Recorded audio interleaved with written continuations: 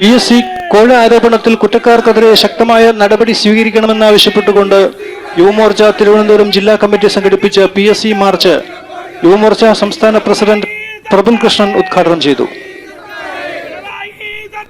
ഉദ്യോഗാർത്ഥികൾക്ക് നിയമനം നൽകുവാൻ PSCക്ക് കഴിയുന്നില്ല. യുവജനങ്ങളെ വഞ്ചിക്കുക മുഖമുദ്രയാക്കിയിട്ടുള്ള സർക്കാരാണ് ഇതെന്നും ജോലിക്കായി കാത്തിരിക്കുന്ന ലക്ഷക്കണക്കിന് യുവജനങ്ങളെ വഞ്ചിക്കുകയാണ് പിണറായി സർക്കാർ ചെയ്യുന്നതെന്നും പ്രഫുൽ കൃഷ്ണൻ പറഞ്ഞു.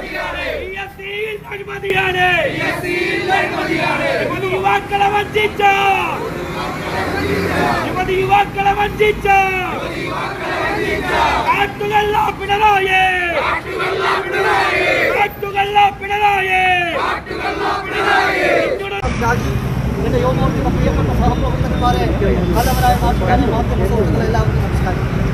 ഈ PSC എന്ന് പറയുന്ന സ്ഥാപനം, ഈ സ്ഥാപനത്തിന്റെ പേര് മാറ്റി അത് AKG സെന്റർ അനക്സ് 1 എന്നുള്ള ബോർഡ് ഇവിടെ സ്ഥാപിക്കണമെന്ന് PSC അധികാരികളോട് ഞാൻ ആവശ്യപ്പെടുകയാണ്.